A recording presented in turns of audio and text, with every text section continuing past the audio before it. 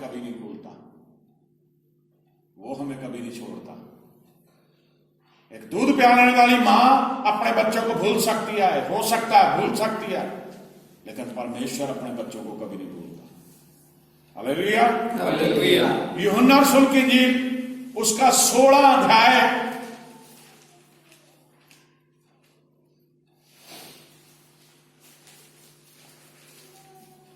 16 अध्याय उसकी 33 आयत पढ़ो।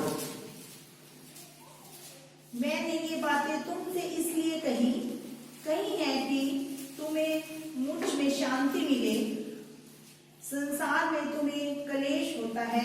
मैंने तुमसे ये बातें इसलिए कही हैं कि तुम्हें मुझ में शांति मिले, संसार में तुम्हें क्लेश होता है, परंतु ढांढस बांधो, मैंने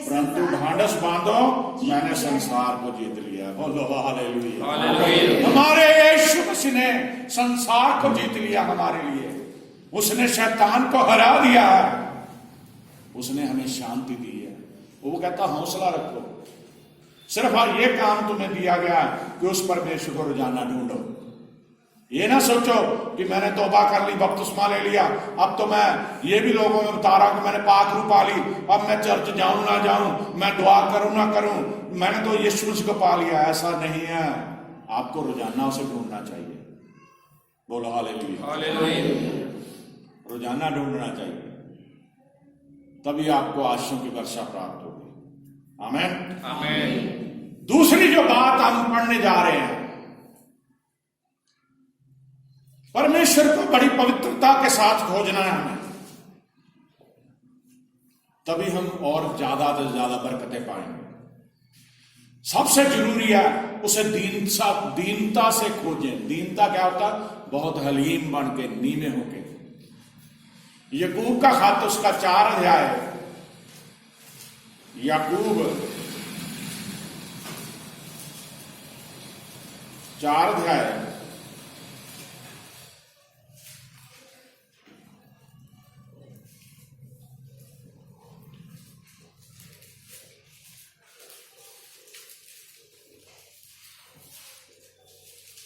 4 की 10 पढ़ दो। प्रभु के सामने दीन बनो, प्रभु के सामने दीन बनो, तो वह तुम्हें शिरोमणि बनाएगा। तुम्हें शिरोमणि बना देगा। हालेलुया। हालेलुया। अगर आप प्रभु के आगे दीन बनोगे तो आपको शिरोमणि बना देगा। शिरोमणि का मतलब सबसे ऊंचा बना देगा। बोलो हालेलुया। हालेलुया। कितनी बड़ी बात है। आप प्रभु के आगे दीन बनो, वो तुम्हें शिरोमणि बना देगा। हालेलुया। हालेलुया। यूसुफ के जीवन को देखिए। याकूब के कितने पुत्र थे? 12। बिन्यामीन के ऊपर उसका नाम था यूसुफ। बिन्यामीन सबसे छोटा था। और जब यूसुफ, उसका पिता उसे बहुत प्यार करता था, यूसुफ से। बच्चे तो सब, माँ बाप सभी बच्चों से प्यार करते हैं, लेकिन उसके भाई, जो बड़े भाई थे, वो खुंदक में रहने लग गए, जेलसी करने लगे कि हमारा पिता इससे ज्यादा प्यार करता है।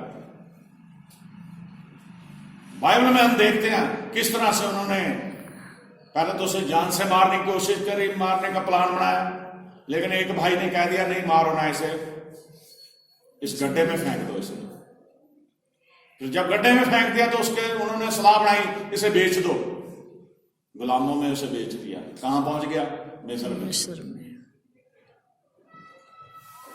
वो दीन बना रहा, वो नहीं रोया तड़पा, बोला प्रभु मैं तुझे मानता हूं, प्रभु मैं विश्वासी हूं, मैं तेरे पीछे चलता हूं। वो दीन बना रहा। वो दरोगा के घर में उसको पहुंचा दिया गया। उसकी पत्नी ने उसके साथ मिसबिहेव किया, उसके साथ गलत कार्य करने की कोशिश करी, लेकिन वो दीन था, वो परमेश्वर का चुना हुआ था। वो उसके ऊपर ब्लेम लगा दिया, उसको फिर सख्त सजा दे दी, कारागार में डलवा दिया, झूठा दोष लगा दिया उसको। और क्या परमेश्वर के जीवन में करा? वो राजा के बाद 2nd नंबर पे प्रधान बन गया पूरे मुल्क का। हालेलुया। परमेश्वर के आगे दीन बना तो परमेश्वर ने उसे शिरोमणि बना दिया, सबसे ऊंचा बना दिया। आप परमेश्वर के आगे दीन बनिए। परमेश्वर आपको समाज में, परमेश्वर आपको सोसाइटी में, परमेश्वर आपको इस मुल्क में, परमेश्वर आपको दुनिया में श्रेष्ठ बना सकता है, उसका वायदा है। दोबारा पढ़िए शायद को। प्रभु के सामने दीन बनो, प्रभु के सामने दीन बनो तो वह तुम्हें शिरोमणि बनाएगा, वह तुम्हें शिरोमणि बनाएगा। अब बाइबल में एक स्टोरी आपको पढ़ाता हूं, दीन होने से क्या होता है। पढ़िए जरा लूका रसूल की इंजील उसका 18 अध्याय, लूका रसूल 18 अध्याय।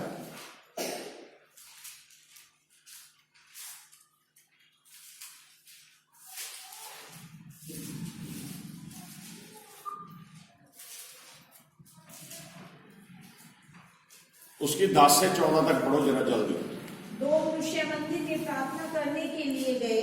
बड़े ध्यान से पढ़ना, कोई भी गलत मत पढ़ना। हाँ जी। एक फरीसी था और दूसरा चुंगी लेने वाला। यहाँ पे देखिए, दो मनुष्य मंदिर में प्रार्थना करने, यीशु मसीह दे रहे हैं ये दर्शना, आपको गवाही सुना रहे हैं दो लोगों के बारे में। अभी हमने सुना कि अगर तुम अपने आप को दीन करोगे, तो परमेश्वर के आगे दीन करोगे, तो वो आपको शिरोमणि बनाएगा।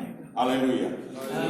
अब यहाँ पे उदाहरण है, दो लोग प्रार्थना करने के लिए मंदिर में गए, जैसे आप आज प्रार्थना करने इस मंदिर में आए हो प्रभु के।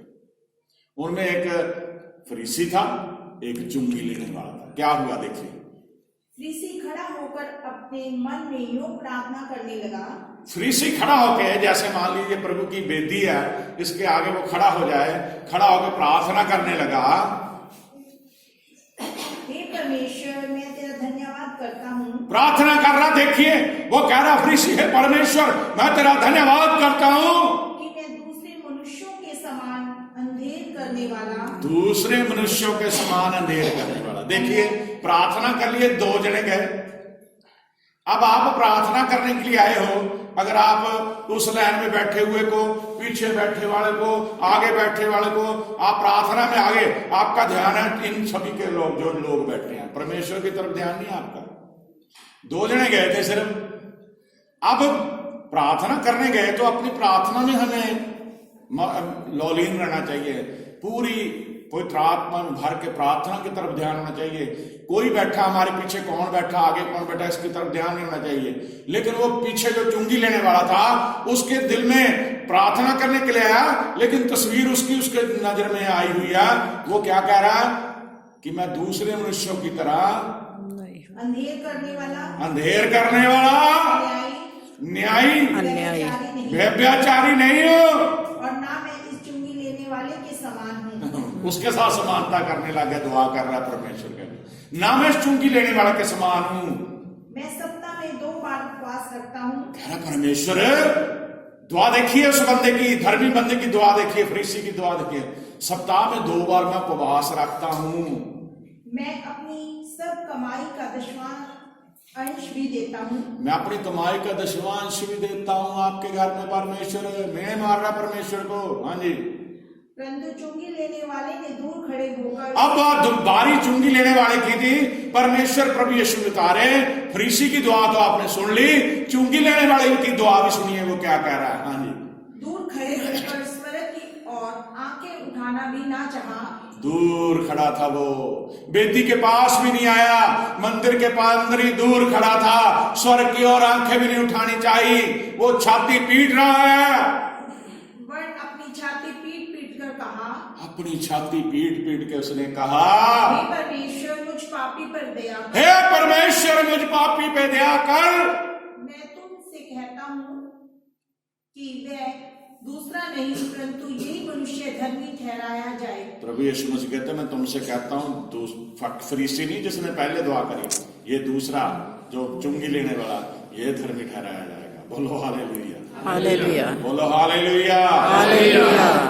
दुआ करने का ढंग नहीं हमें पता, हम ये कहते हैं कि मेरा पड़ोसी बुरा है, हम ये कहते हैं मेरा रिश्तेदार बुरा है, हम ये कहते हैं मेरे घर में मेरे बहन भाई बुरे हैं, हम दूसरे के ऊपर दोष लगा लगा के दुआएं कर रहे हो। मेरे अजीजों, परमेश्वर यीशु मसीह आपको दृष्टांत के जरिए बता रहे हैं कि हैकल में 2 जन गए प्रार्थना करने के लिए। एक फरीसी जो परमेश्वर को यह कहता है मैं व्यभिचारी नहीं हूं, मैं दूसरे मनुष्यों की तरह नहीं हूं, खास तौर पर चुंगी लेने वाले की तरह नहीं हूं, मैं अन्याय नहीं करता लोगों के ऊपर, मैं हफ्ते में 2 बार उपवास रखता हूं, मैं तो अपनी कमाई का दशमांश भी आपके घर में देता हूं। लेकिन उस चुंगी लेने वाले ने छाती पीट के कहा प्रभु मैं पापी हूं, मैं बुरा हूं। आज हम सभी पापी हैं, हमने भी उस चुंगी लेने वाले की तरह छाती पीट पीट के रोज परमेश्वर के आगे बोलना परमेश्वर मैं पापी हूं, तभी आपका उद्धार होगा। बोलो हालेलुया। ये मत सोचिए कि आप प्रभु के घर में आ गए, आपने बपतिस्मा ले लिया, आपने ये मसीह को बस जान लिया, आप बाइबल पढ़ना जानते हो, आप दुआ करना जानते हो तो आपने सब कुछ सीख लिया। ऐसा नहीं है। मूसा के जीवन को देखिए,